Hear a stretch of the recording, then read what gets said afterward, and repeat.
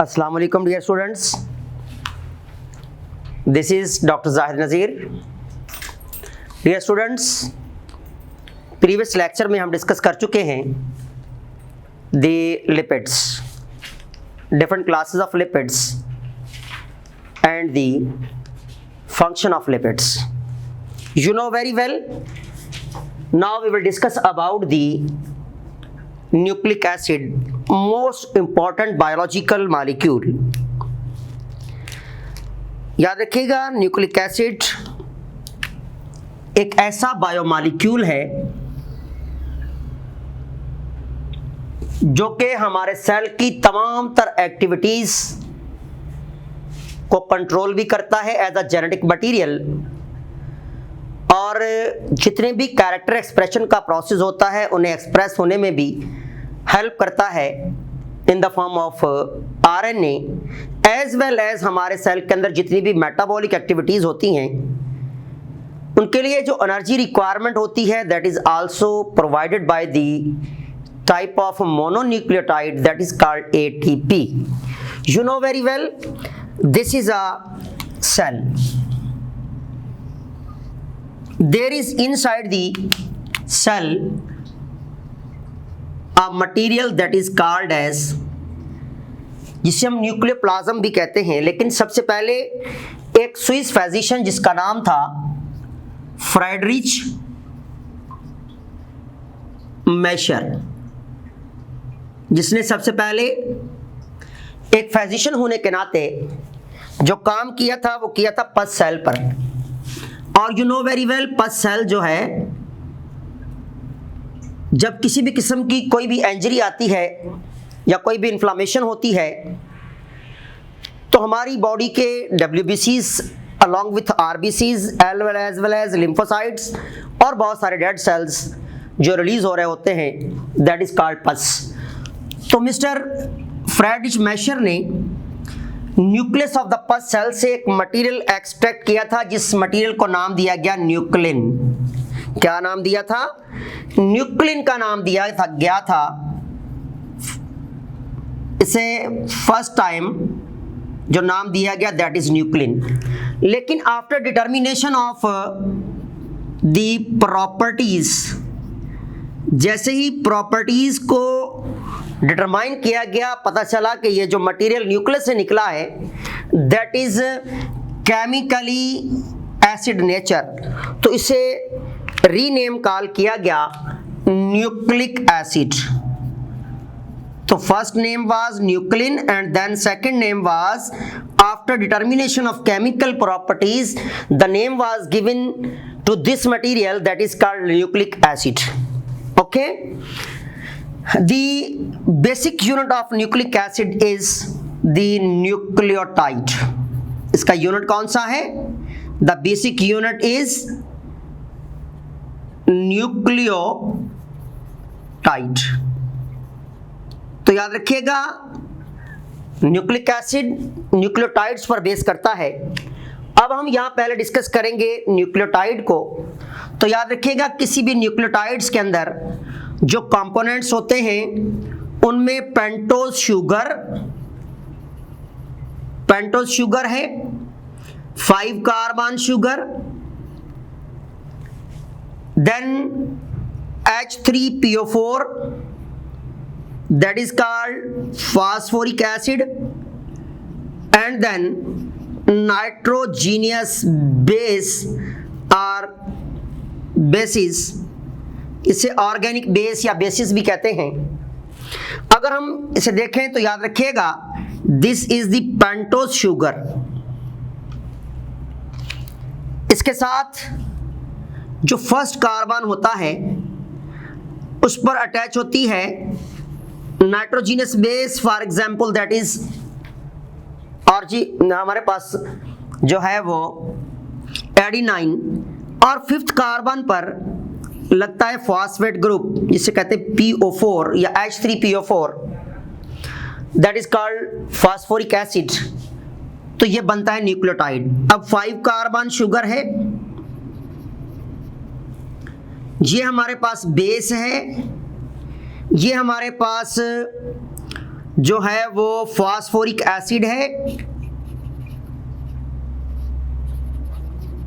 Acid. ये हमारे पास बन गया न्यूक्लियोटाइड्स। याद रखिएगा ये 2 स्टेप में फॉर्मेशन होती है। अगर हम इसके फॉर्मेशन की बात करें इन केस ऑफ न्यूक्लियोटाइड्स, तो याद रखिएगा फॉर्मेशन इन दी 2 स्टेप्स। कितने स्टेप्स इन्वॉल्व होते हैं? 2 स्टेप्स इन्वॉल्व होते हैं। याद रखिएगा फर्स्ट स्टेप में पेंटोज शुगर जो है having nitrogenous base at first carbon. तो पहले कार्बन पर क्या होती है? Nitrogenous base. तो क्या बनता है? टू फॉर्म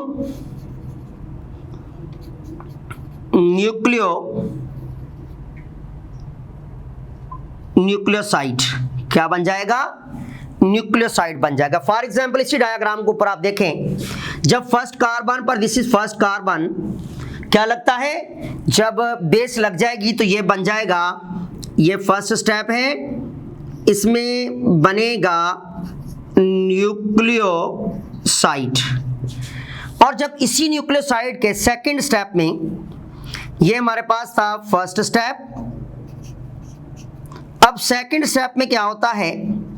न्यूक्लियोसाइड के 5th कार्बन पर एट न्यूक्लियोसाइड्स 5th कार्बन क्या अटैच होगा? H3PO4। जब अटैच होता है तो ये क्या बनाएगा? ये बनाएगा nucleotide to form a nucleotide. Okay. अब इसी के 5वें कार्बन पर यहां पर स्टेप इन्वॉल्व हुआ सेकंड, तो क्या बना? ये बन गया एक न्यूक्लियोटाइड। जब न्यूक्लियोसाइड ही के 5वें कार्बन पर फॉस्फेट ग्रुप लगा, ये थी इसकी फॉर्मेशन। ओके। देन जब हम बात करते हैं यहां पर पेंटोज शुगर की, तो याद रखिएगा पेंटोज शुगर जो होती हैं मोस्टली वो हमारे पास, जो हमारे लेवल पर डिस्कस की जाती है, इंटर फर्स्ट ईयर लेवल पर, दैट इज ऑफ 2 टाइप्स। एक है राइबोज शुगर, ठीक है, और दूसरी होती है डीऑक्सी राइबोज शुगर। कौन सी शुगर है? Deoxy ribose sugar, deoxy ribose sugar.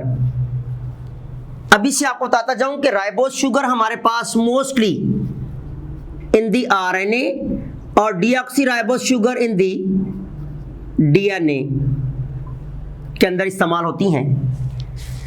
इसी तरह जब हम नाइट्रोजीनियस बेसिस की बात करते हैं या ऑर्गेनिक बेसिस की बात करते हैं, तो नाइट्रोजीनियस जो बेसिस हैं जिन्हें हम नाम देते हैं also called as organic bases, that is basically of 2 types. How many types are there? There is 2 types. Number 1 is the purine and number 2 is pyrimidine या pyrimidine. In case of purine, there will be 2 bases. How many bases are there? 2 bases are there. Number 1, the adenine, जिसे हम A से सैम्बलाइज करते हैं। दूसरी guanine, जिसे हम G से सैम्बलाइज करते हैं। और in case of pyrimidine, there is 3 types. Cytosine C से सैम्बलाइज करेंगे, देन थायमिन और थायमाइन, इसे हम T से सैम्बलाइज करते हैं, और यूरासिल याद रखिएगा यूरेसिल हमारे पास है that is resembled by C और symbolised by C.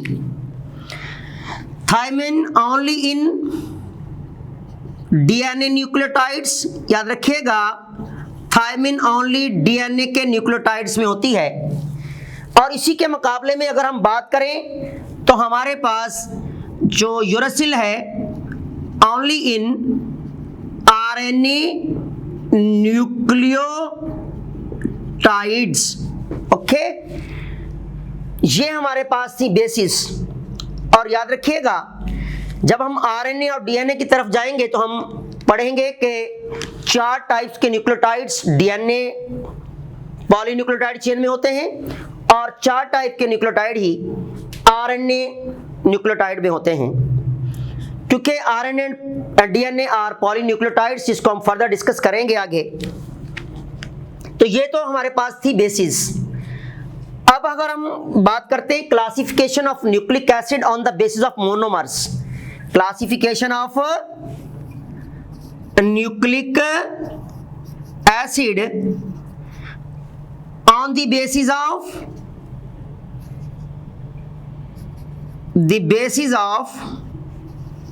what monomers are based, we can say that on the basis of a number of nucleotides। तो याद रखिएगा हमारे पास नंबर 1 जो ग्रुप आता है दैट इज मोनोन्यूक्लियोटाइड। मोनोन्यूक्लियोटाइड, तो मोनोन्यूक्लियोटाइड जो है सिंगल यूनिट मॉलिक्यूल है, सिंगल यूनिट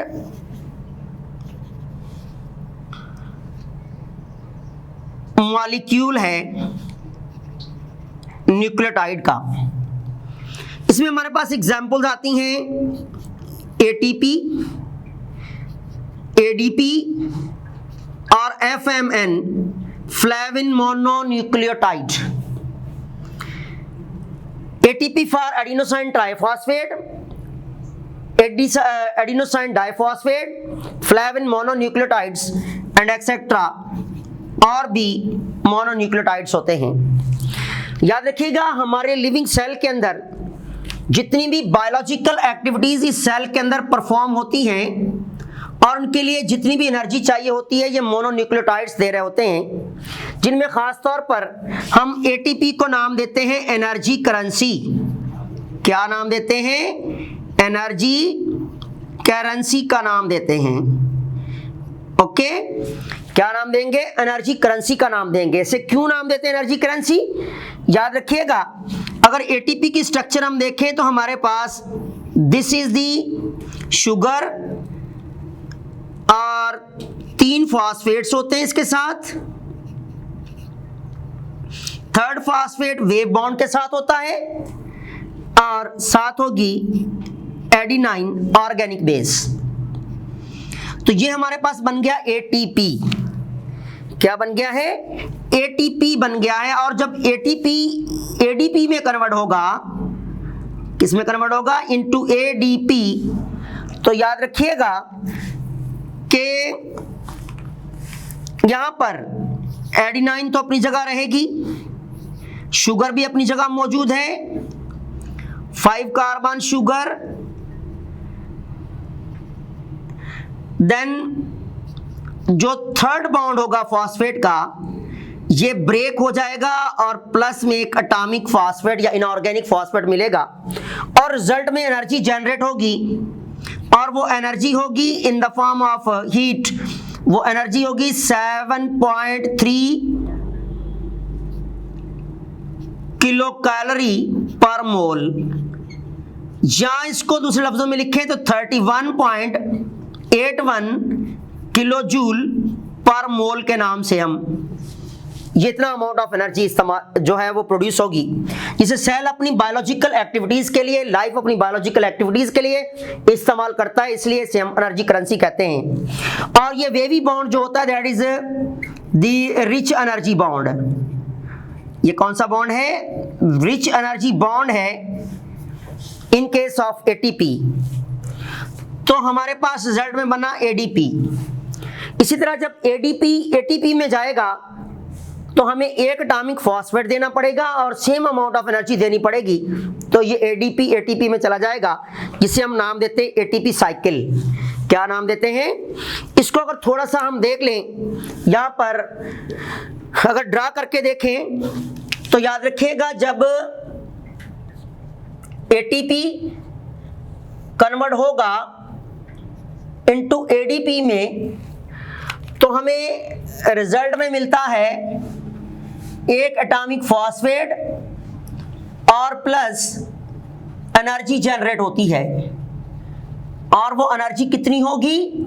7.3 किलो कैलोरी पर मोल, जिसे आप लिख सकते हैं और करके 31.81 किलो जूल पर मोल लिखते हैं जब एटीपी एडीपी में जाएगा। इसी तरह जब हम एटीपी को एडीपी में कन्वर्ट करेंगे तो याद रखिएगा हमें एटॉमिक फॉस्फेट देना पड़ेगा प्लस एनर्जी भी देनी पड़ेगी, और वो एनर्जी कितनी देनी पड़ेगी? सेम एज 7.3 किलो कैलोरी पर मोल, which is also called 31.81 kilojoule पर मोल। तो ये क्या बन जाएगा? दोबारा एटीपी बन जाएगा। इसे हम नाम देते हैं एटीपी साइकिल। क्या नाम देते हैं? एटीपी साइकिल का नाम देते हैं। तो याद रखिएगा हमारे पास सेल में जितनी भी biological, biochemical and physiological activities होती हैं उनके लिए जो एनर्जी रिक्वायर्ड होती है that will be provided by the ATP, that's why ATP called as energy currency. Okay, now the second most is the dinucleotides. Dinucleotides, short सी बात है, यहां पर कितने मोनोमर होंगे? There will be 2 monomers. How many monomers are there? There will be 2 monomers of nucleotides. अगर हम इसकी एग्जांपल्स देखें तो हमारे पास एग्जांपल में NADH,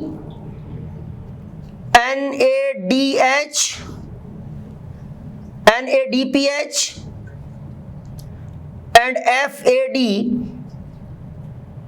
okay, these are the dinucleotides. इनमें 2 न्यूक्लियोटाइड्स होते हैं and these all are act as coenzymes। किसी भी एंजाइम का नॉन प्रोटीन पार्ट काम करते हैं, लेकिन स्पेशली ऑर्गेनिक नेचर है तो इसलिए कोएंजाइम कहेंगे। They also act in electron transport chain in the mitochondria. Electron transport chain में इन द माइटोकॉन्ड्रिया भी रोल करते हैं, as well as electron transport chain के तौर पर काम कर रहे हैं, कोएंजाइम के तौर पर काम कर रहे हैं। याद रखिएगा जब किसी भी सबस्ट्रेट पर कोई भी एंजाइम एक्ट करेगा तो याद रखिएगा यहां से 2 इलेक्ट्रॉन्स और 2 एटॉमिक हाइड्रोजन रिमूव होते हैं। जिन एटॉमिक हाइड्रोजन को कौन पिक करेगा? NAD, and it will be converted into NADH, okay, और प्लस H रहेगा जो कि फ्री एटॉमिक हाइड्रोजन है। तो इलेक्ट्रॉन कैरियर भी काम करते हैं, एज अ कोएंजाइम भी काम करते हैं, और डाइन्यूक्लियोटाइड्स में 2 मोनोमर्स पाए जाते हैं। और coenzyme you know very well organic part होता है, तो एज अ प्रोस्थेटिक ग्रुप ये ऑर्गेनिक पार्ट काम करते हैं, तो इसे हम नाम देंगे कोएंजाइम्स। देन हमारे पास the second one is that, third one that is polynucleotide. तो बेटा याद रखिएगा, पॉलीन्यूक्लियोटाइड्स में 100 up to billions of nucleotides होते हैं, 100 to billions of nucleotide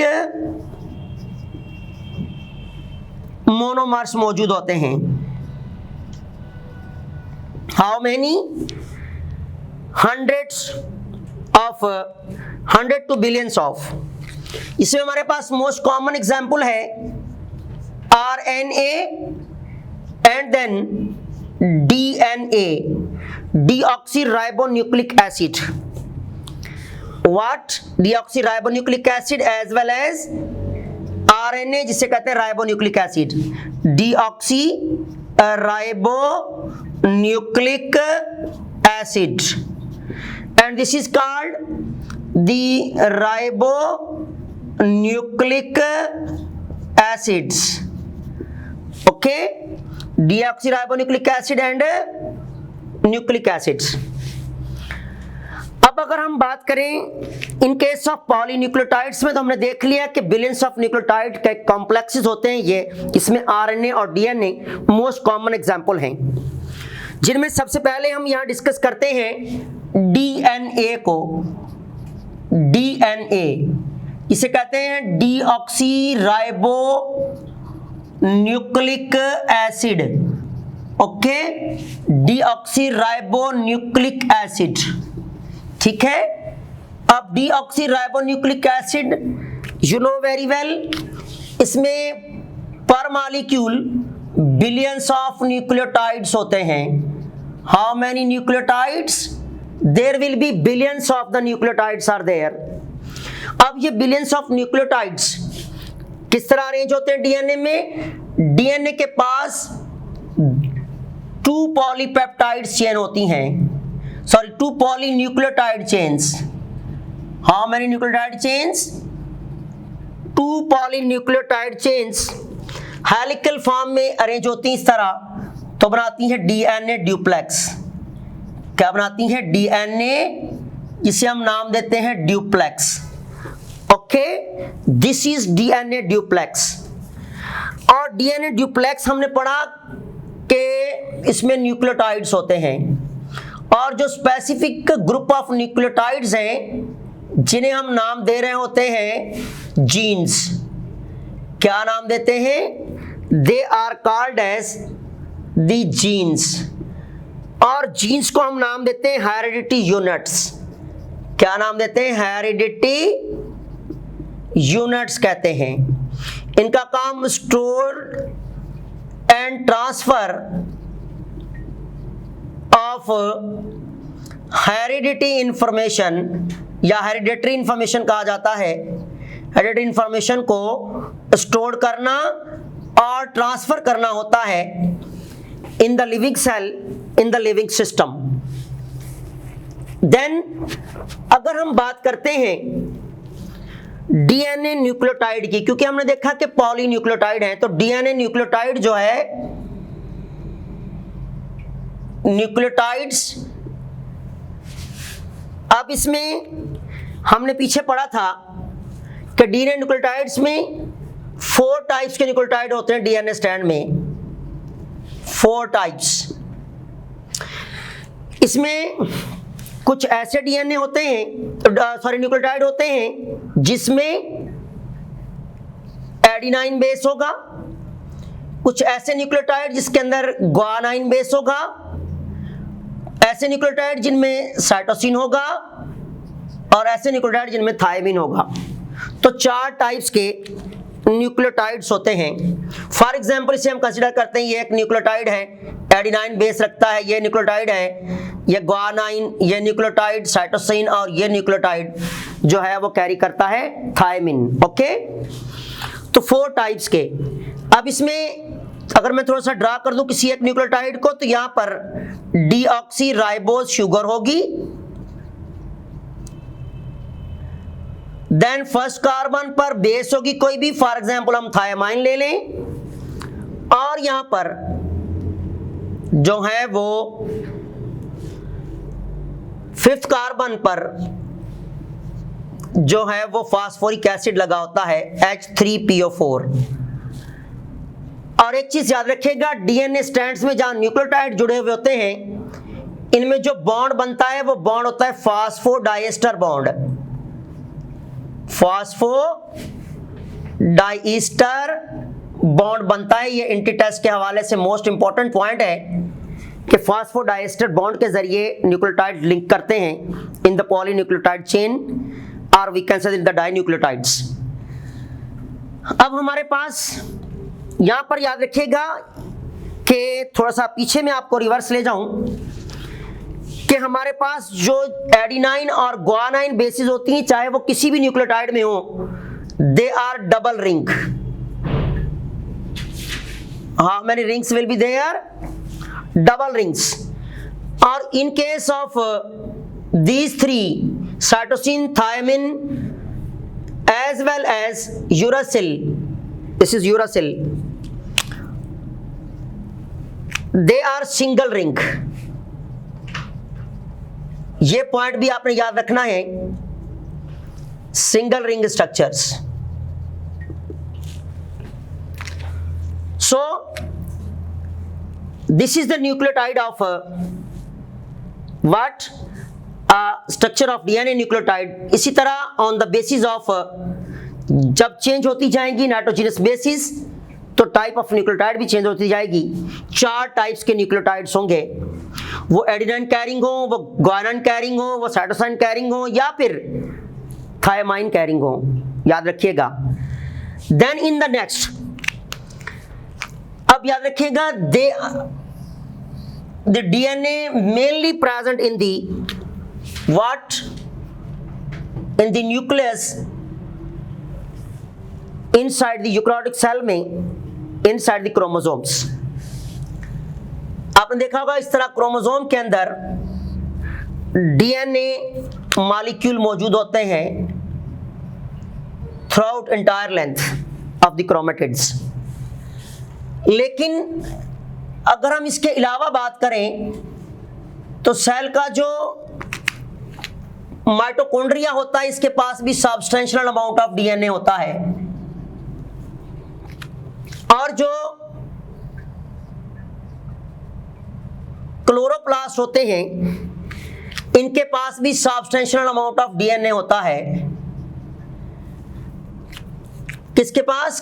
chloroplast के पास, एज वेल एज माइटोकॉन्ड्रिया के पास। ये क्यों होता है? ताकि ये अपनी सेल्फ रेप्लिकेशन कर सकें। ये आपने याद रखना है। इसी वजह से इन्हें semi autonomous organelles of the eukaryotic cell भी कहते हैं हम लोग। तो बेटा ये तो थे हमारे पास के presence mostly mainly in the nucleus in eukaryotic cell inside the chromosomes as a DNA duplex with specific genes. But in case of chloroplast and mitochondria, there is also substantial amount of DNA which is required by these organelles for what purpose? For self-replication. That's why they are called semi-autonomous organelles.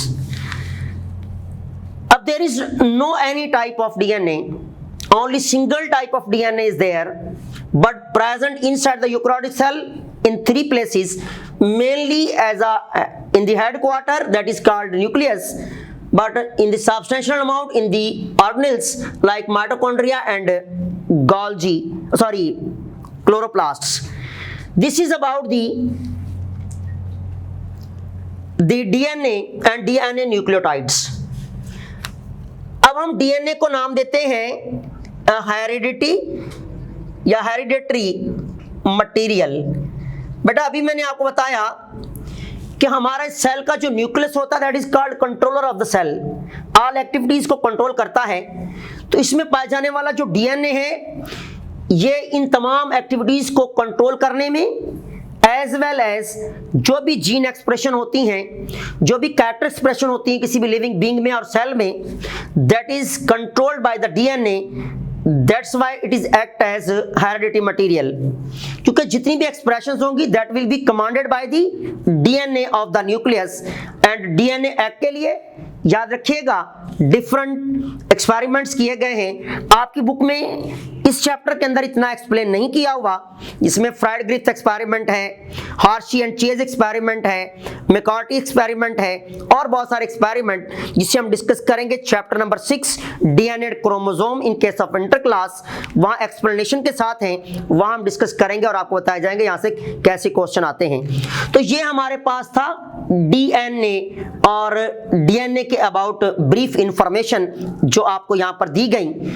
इसी के हवाले से अब चंद एक MCQs हम discuss करते हैं। MCQs is from the following which type of nitro base, or we can say that nitrogenous base is or single ring in nature. Okay, the option is the guanine, B cytosine, C adenine, and D none of these। तो पीछे हमने discuss किया था कि कौन सी base single है और कौन सी बेस डबल रिंग स्ट्रक्चर है। गुआनाइन डबल रिंग है, एडेनाइन भी डबल रिंग है, तो जो साइटोसिन है that is single ring, so answer should be B. Then the next question is the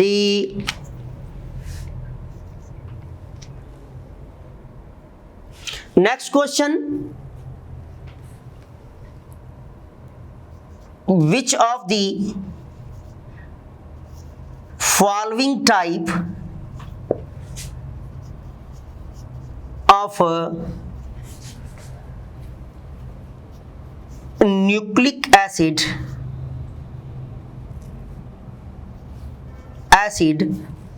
act as a hereditary material in the living system?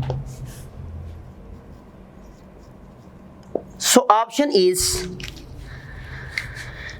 A RNA, B NADH, C ATP, D DNA।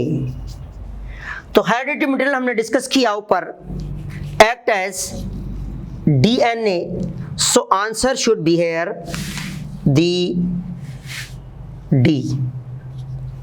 Okay, इसी तरह हम एक और MCQs यहां discuss करते हैं regarding nucleic acid. Okay,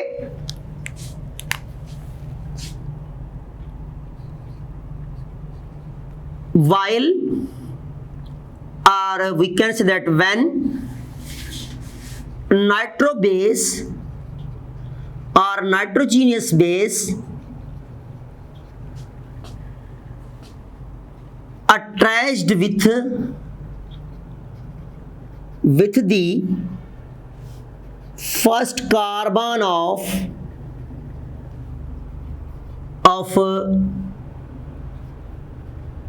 pentose sugar during formation of nucleotides, it will form option A option A हमारे पास है दी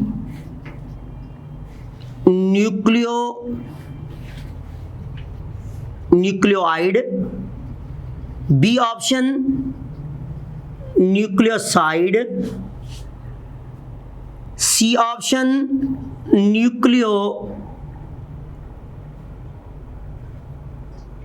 nucleotides, D option none of these. तो याद रखिएगा, हमने पीछे न्यूक्लियोटाइड फॉर्मेशन में डिस्कस किया था, जब first carbon of pentose sugar पर नाइट्रोबेस अटैच होगी it will form nucleoside first and then nucleotide, so answer should be the B. Same as एक और एमसीक्यूज हम डिस्कस करते हैं, दी MCQs, how much amount of it energy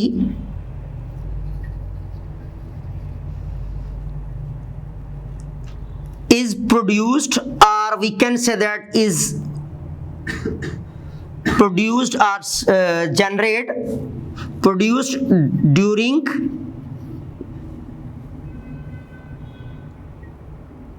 ATP,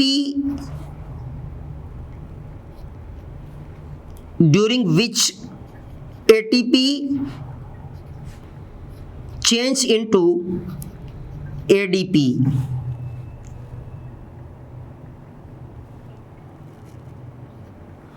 So answer option A, 7.3 kilocalorie per mole, option B 31.81 kilojoule per mole, C both A and B, D only A. So we have discussed in ATP cycle the amount of energy will be produced 7.3 kilocalorie per mole, which is also equal to 31.81 kilojoule per mole. So answer should be the B, that is, sorry, answer should be the C, both A and B. इसी तरह के MCQs, इसी तरह के options के साथ आपके exams में, आपके एंट्री एग्जामिनेशन में आते हैं। In the next lecture, inshallah, we will discuss about the RNA as a polynucleotide and the role of RNA, or we can say that RNA act as a hereditary information carrier. Thanks.